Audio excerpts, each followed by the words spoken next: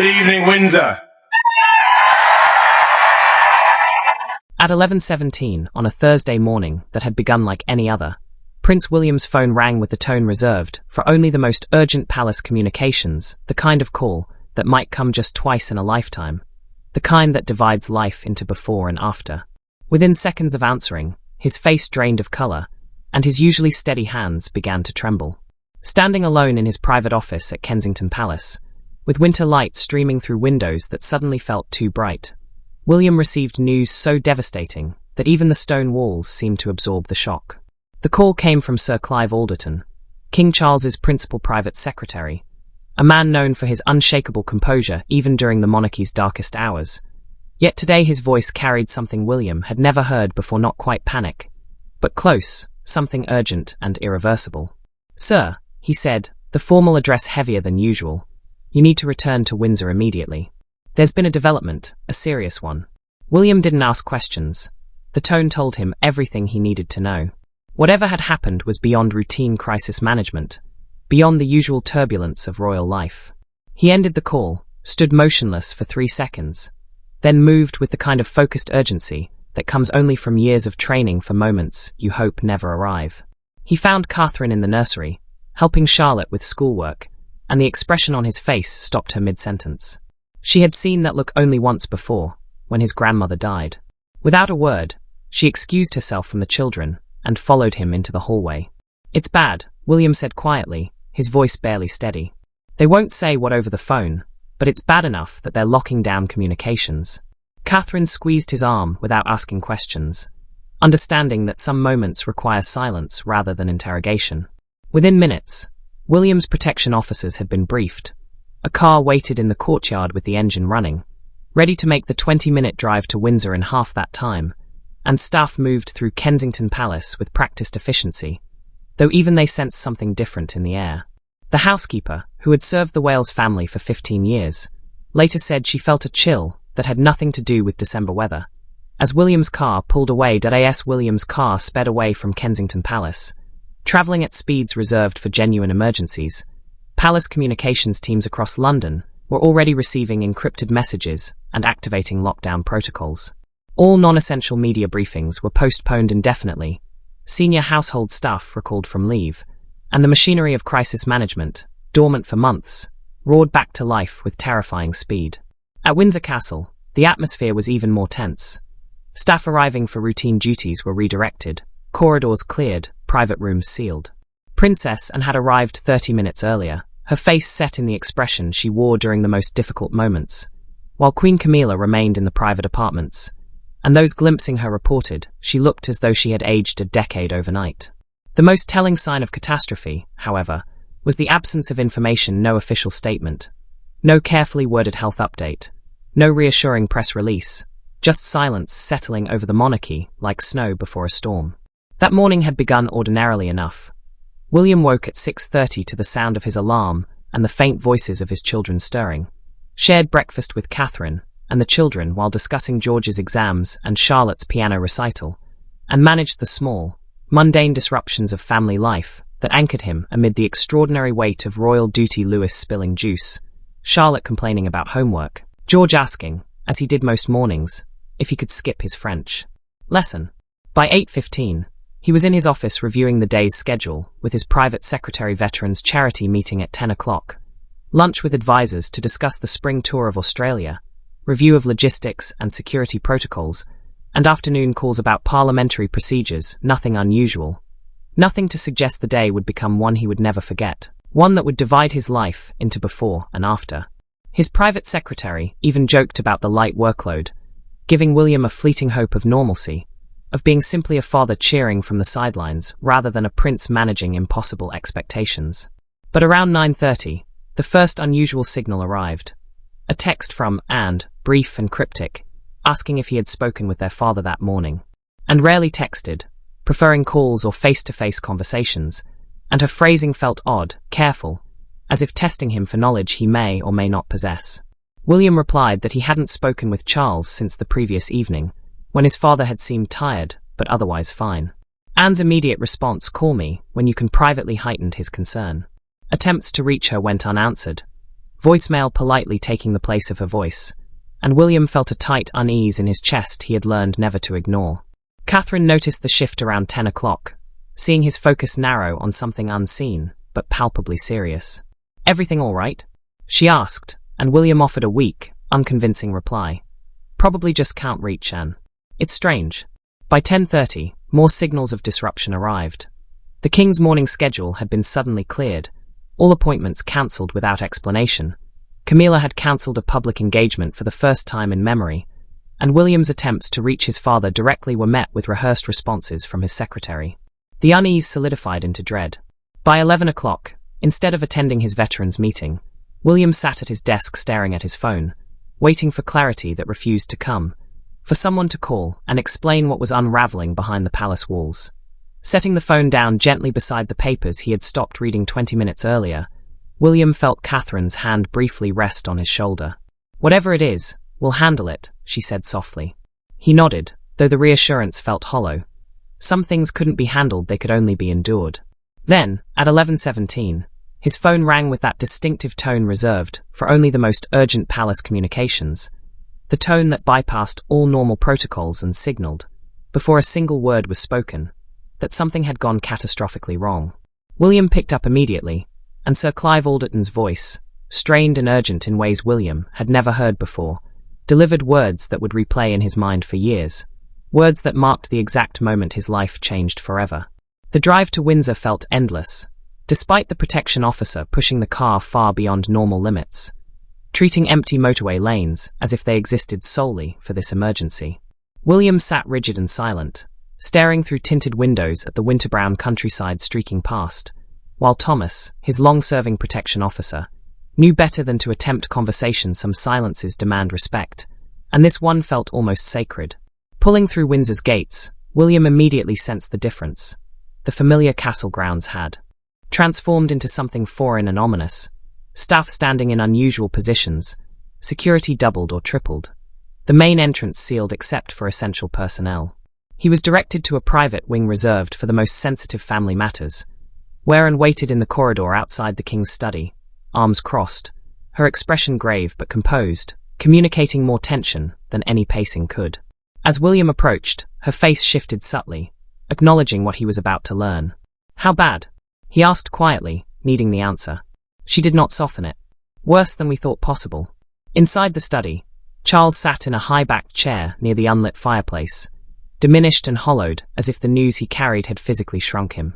Camilla stood behind him, one hand on his shoulder, protective yet clinging, her eyes red-rimmed but dry. On the desk lay medical reports with official letterheads, legal documents bearing government seals, and a single handwritten letter in Charles's distinctive script, fountain pen beside it. Sir Clive, the king's senior physician, and two constitutional advisers stood near the windows, their faces heavy with the burden of bearing unbearable news again. William entered slowly, his feet feeling leaden, instincts screaming that the worst was yet to come. Charles looked up, his voice rougher than usual. "William, sit down, please." But William remained standing, as if uprightness could maintain control over a situation clearly spiraling beyond it. "Just tell me," he said forcefully, and the physician stepped forward, holding a file deceptively thin and ordinary, yet containing the kind of catastrophe that arrives quietly, in manila folders and private rooms rather than dramatic announcements. The physician spoke first in clinical terms, medicine providing a temporary shelter from emotional devastation, a buffer between reality and feeling, advanced progression, unexpected complications, treatment options exhausted, timeline dramatically. Shortened words that danced around the truth while containing nothing but it. William heard them, processed the technical meaning through the fog settling over his mind, yet his mind refused to accept the conclusion. They led inevitably toward the cliff edge he had been dreading. "How long?"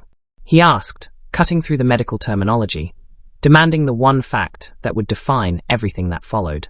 The physician exchanged glances with Sir Clive, a silent communication William recognized as the moment before unbearable news. "Weeks, perhaps months if we're fortunate, but not years, not anymore." The room seemed to tilt beneath him. He gripped a nearby chair, steadying himself against the crushing weight of the news pressing down on his shoulders, his chest, his entire body. His father, the king who had waited a lifetime to wear the crown, who had only just begun the reign he had spent decades preparing for, was dying, not in some distant, theoretical future, but irreversibly, devastatingly soon. Charles spoke then, his voice carrying a calm William recognized as the composure of someone who had processed shock and found some measure of peace. "I've known for 3 days," he said quietly.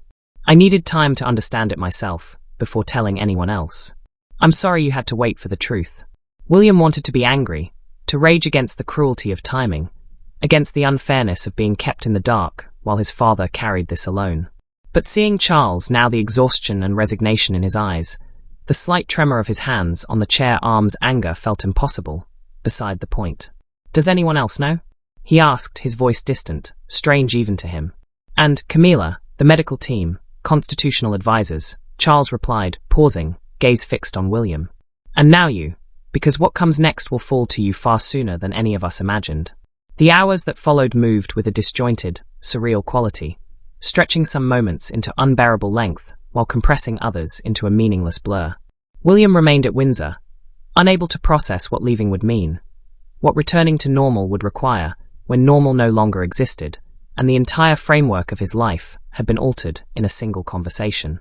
Catherine arrived early afternoon, having arranged for the children to stay with trusted staff at Kensington Palace, protected for now from the knowledge that would soon reshape their world.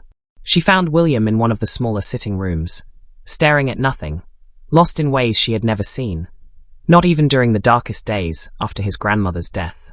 She sat beside him without speaking, offering the only comfort possible when words fell short of the enormity of what they were facing.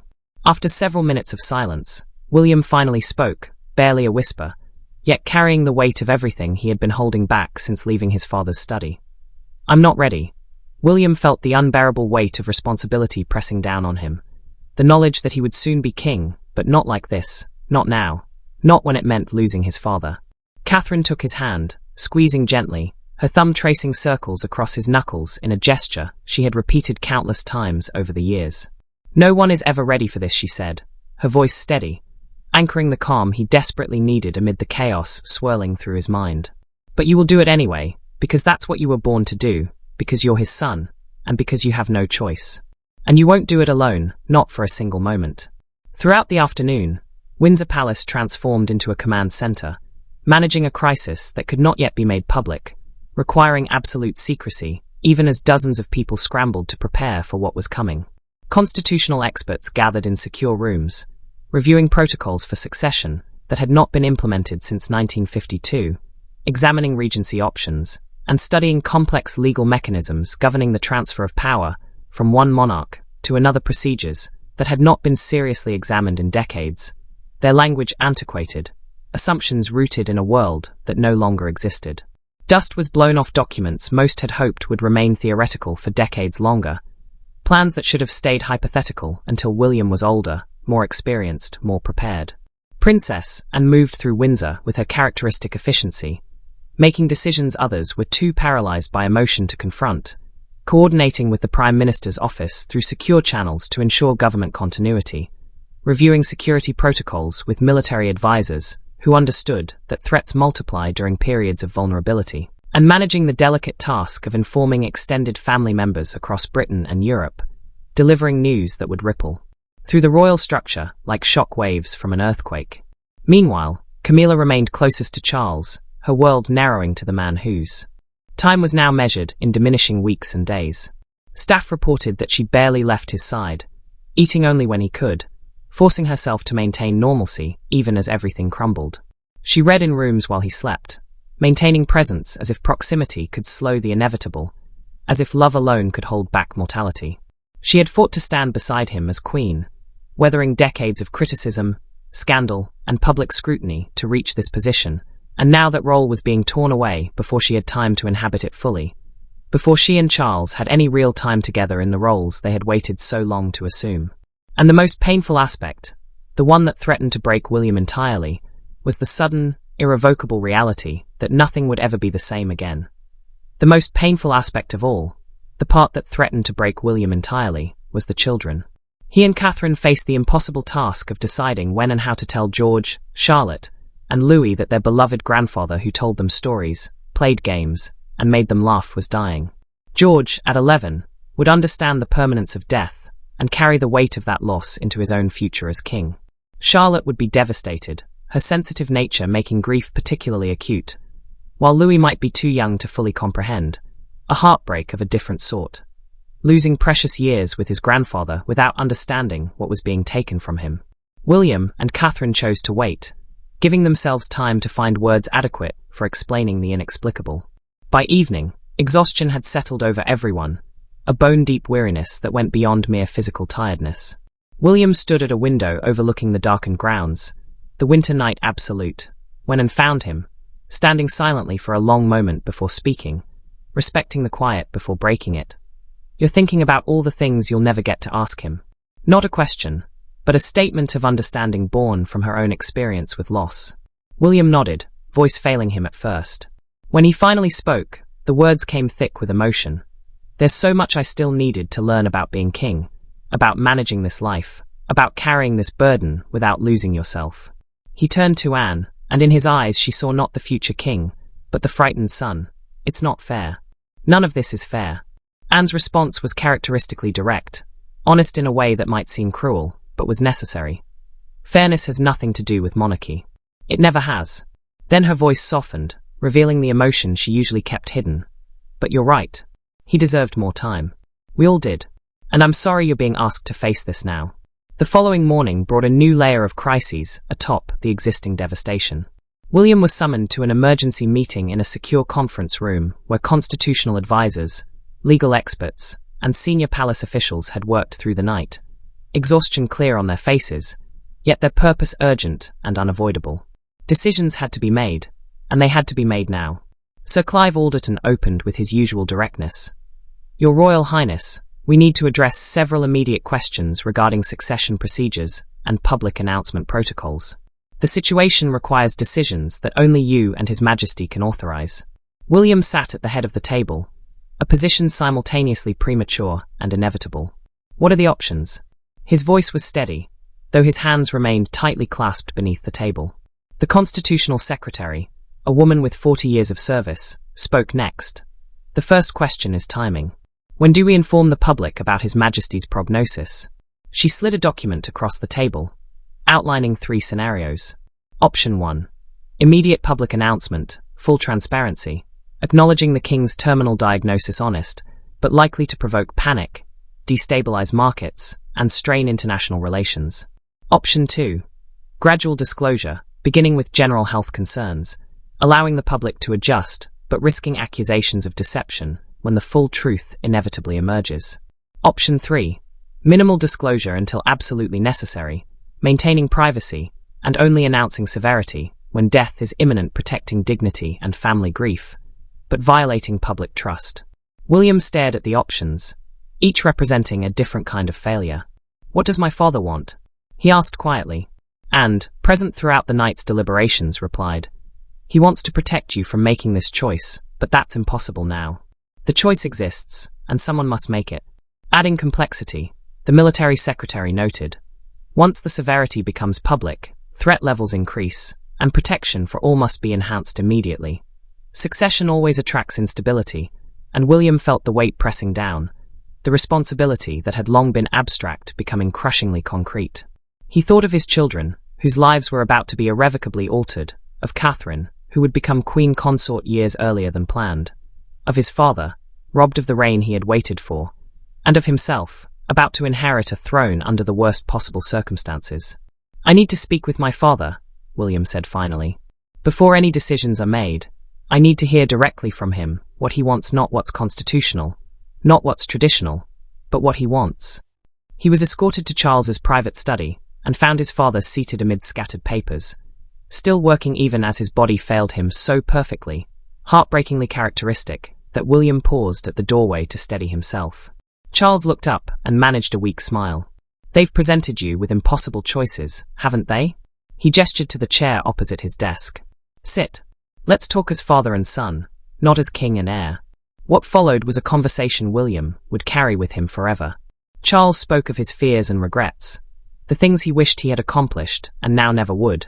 But more importantly, he spoke about William, his pride in the man his son had become, his confidence in William's readiness, and his certainty that the crown would be safe in his hands. "I want you to announce it," Charles said finally. "Not immediately, but soon, within the week. The public deserves the truth, and I deserve to spend my remaining time without the burden of pretending. And you deserve time to prepare, to step into this role with dignity rather than chaos." William's throat tightened. "I don't know if I can do this." Charles reached across the desk, taking his son's hand. "You can.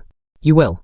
Because you're my son, and you were born for this moment, even though neither of us wanted it to come so soon."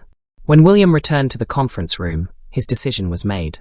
They would announce the news within 3 days, allowing time to prepare the family, coordinate with the government, and draft a statement that balanced honesty with dignity. The impossible choice had been made, and they would face its consequences together. On a grey Monday morning, 3 days after William first received the devastating news, Buckingham Palace released a statement at 8 o'clock precisely, one that would dominate headlines across the world for weeks. It announced that His Majesty, the King, had been informed by his medical team that his condition had progressed more rapidly than anticipated, setting into motion the public acknowledgement of a private tragedy and plunging the monarchy into a period of uncertainty, grief, and urgent preparation for the future. The announcement was clinical, precise. The King's condition had progressed more rapidly than anticipated. Treatment options were exhausted, and the family was grateful for public support. During this difficult time, no false hope, no dramatics, just the truth delivered with dignity. Yet the impact was anything but clinical. Within minutes, the world stopped. Trading floors fell silent, television programs were interrupted, and social media erupted with grief and support that crossed national boundaries. In Britain, older viewers, those who had watched Charles wait his entire life to be king, felt a uniquely cruel injustice. Vigils formed outside Buckingham Palace and Windsor Castle, people gathering not to protest or demand, but simply to share grief. American networks devoted entire days to coverage. CBS explored William's sudden burden with psychologists, analyzing the trauma of losing a parent while preparing to inherit immense responsibility, while CNN brought in historians to discuss short reigns and sudden successions. At Kensington Palace, William and Catherine faced their private aftermath, gently explaining to George, Charlotte, and Louis that their grandfather was very sick and wouldn't recover. George understood immediately, his face crumpling as he turned away. Charlotte cried and asked unanswerable questions. Louis, confused but sensing grief, climbed into Catherine's lap and stayed there. At Windsor, Charles experienced the surreal phenomenon of living through his own eulogy, as tributes poured in from world leaders, celebrities, and ordinary citizens. Television retrospectives highlighted his life, advocacy, and decades of service, and he watched some of it with Camilla, finding it unexpectedly moving. Princess and threw herself into logistics, coordinating with funeral directors, reviewing ceremonial protocols, and ensuring every detail was prepared. When urged to rest, she replied bluntly, "There will be time for grief after. Right now, there is work." William himself transformed visibly in the weeks that followed. The weight he carried showed in his posture, expressions, and the deliberate way he moved through rooms. He took meetings with constitutional advisors, reviewed succession documents, and studied protocols he had long avoided. The abstract future had become immediate present. Yet amid the grief and preparation, there were moments of grace. Charles, freed from secrecy, spent remaining strength with family, having long conversations with William about kingship and fatherhood, quiet afternoons reading with Camilla, and video calls with the children, making them laugh even as he grew weaker. As December deepened toward Christmas, the monarchy existed in a state of suspended time. William found himself waking in the middle of the night, thinking of all the guidance he still needed, and the time he would not have with his father. Catherine would sometimes find him at the window watching snow fall over Kensington Gardens, standing silently beside him, offering presents where words could not suffice. And in that silence, William understood what kingship truly meant. Not ceremonies or crowns, but standing in the darkness carrying impossible weight, knowing tomorrow would demand everything, and choosing to face it anyway because duty, family, and love required nothing less. The crown waits for no one. It does not pause for grief or circumstance. It passes, as it always has, from one generation to the next. And William, son and heir, now stands at the threshold between what was and what must be, carrying his father's legacy forward into a future neither had wanted, yet both must face.